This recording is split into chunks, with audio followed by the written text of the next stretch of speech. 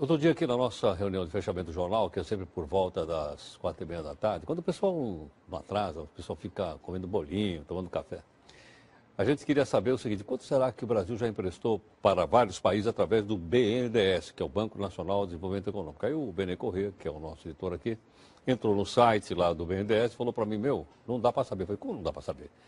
Não dá para saber. E aí a gente foi olhar no site, realmente não dá para saber. Tem umas explicações, deve ser para seres extraterrestres, não cidadãos comuns como nós.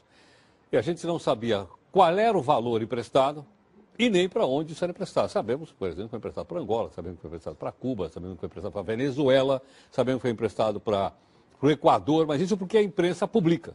Né? Tem uma hidrelétrica no Equador que tem na Bolívia também e por aí afora. Agora a gente não fica sabendo. Aí nós precisamos pedir socorro para alguém para saber se isso é legal ou ilegal. Para isso, nós temos aqui hoje, gentilmente, a professora Maria Estela Bastos, que é professora da Universidade de São Paulo. Professora, obrigado pela participação mais uma vez. Obrigada a você. Maria Estela, como é que faz isso? Eu, como cidadão, não tenho o direito de saber quanto é que o BNDES emprestou para A, para B ou para C? Claro, não tem só direito, mas como tem obrigação, porque a gente tem que cuidar para onde o dinheiro que a gente suadamente ganha vai. E é um absurdo como se cristalizou nos últimos anos essa conduta do governo de fazer empréstimos internacionais sem que eles passem pelo Congresso Nacional, o que é inconstitucional. Ele não pode fazer empréstimo internacional? Não, ele não pode emprestar, né? Quando ele pede, ele também tem que pedir autorização. Sim, mas os acordos internacionais, esses sobre os quais você se referia, de empréstimo do Brasil para a Venezuela, para Cuba, para a Argentina, esses empréstimos, eles são escritos num acordo internacional assinado pelos dois ou duas presidentes. Uma vez assinados pelos presidentes, eles têm que passar pelos parlamentos, pelos congressos, no nosso caso o Congresso Nacional é bicameral, para obter a aprovação do Congresso Nacional. É um momento no qual o povo, nós, dizemos se nós queremos emprestar ou não queremos emprestar. Então esses empréstimos são ilegais? São inconstitucionais. Inconstitucionais. Eles não têm eficácia jurídica, na verdade. Então, emprestar para Cuba de forma secreta é inconstitucional e significa que esse acordo feito entre os dois presidentes, entre a nossa e o outro, ele é nulo perante o direito Quer dizer brasileiro. que, então, quando é feito um contrato desse também, ele é secreto? Ele não pode ser secreto jamais, justamente porque ele tem que passar pelo Congresso Nacional bicameral. Obter a aprovação do Congresso, ocasião na qual o Congresso pode não aprovar, porque ele fala em nosso nome, ele pode dizer, não, eu não quero que dinheiro do brasileiro, dinheiro do governo, vá para financiar essa obra estrangeira, até mesmo porque esse dinheiro deve ser investido aqui. Então, o Congresso tem o poder de dizer não. Só depois que ele diz sim, é que volta para a mesa do presidente, volta para a mesa da nossa presidente, e ela então confirma aquele ato que ela assinou lá tempos atrás. Bom, se não acontecer esse ritual, né, o acordo é inconstitucional.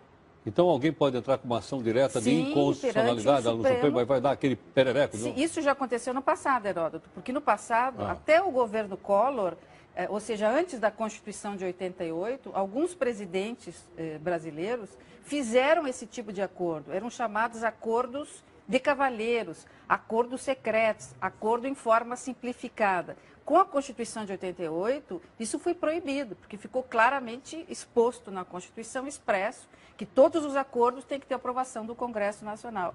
Então, do Collor para cá, eles não fizeram mais. Então, agora a gente está vendo uma exceção, que voltaram esses acordos que eram usados no passado justamente para fugir do controle do Congresso Nacional. Então, qualquer um... né? O problema é que as ações de declaração de inconstitucionalidade, elas são promovidas por determinadas pessoas, o presidente da República, né? O procurador-geral da República, as federações e a Ordem dos Advogados do Brasil, o Conselho Federal. Sim. Nos anos 80, 70, o Conselho Federal da OAB entrou com uma ação enorme de declaração de inconstitucionalidade das renegociações que o governo secretamente tinha feito, o governo brasileiro, para renegociar a dívida externa, que hoje nós não temos mais. E foi um trabalho ótimo que foi feito agora, na época. Ninguém pensou nisso até agora. Nem a oposição... Se você não levanta essa lebre, ninguém... Se você não levanta, porque, não, veja, nem a oposição... Eu não levanto por ignorância, pô. Mas a importância do jornalismo é essa, porque a oposição é que deveria fiscalizar. A oposição é que deve dizer, olha, eu estou aqui no Congresso Nacional. Esse acordo não passou por nós, não passou pelo povo, ele não tem vigor. Volta para cá o dinheiro que foi emprestado, né? Ou devolva o mais rápido possível, ou preste contas ao governo de que forma isso vai voltar. Agora é o seguinte, e quanto às informações constantes do BNDES?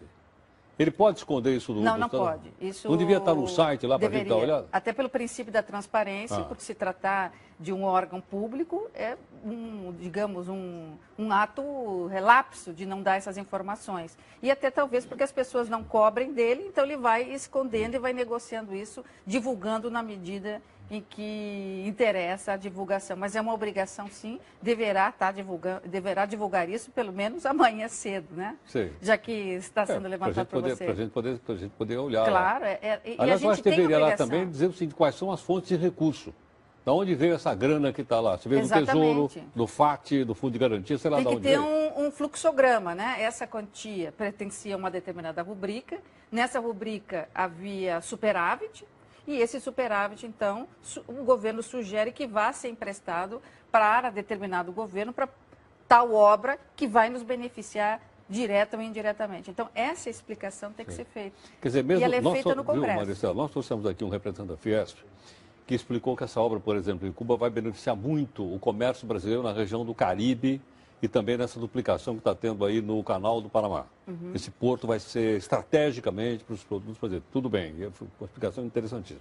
Agora, essa outra questão, isso não quer dizer que o Congresso não tenha que opinar, ou não tenha que saber. Mas, olha, é bom, vamos divulgar, né?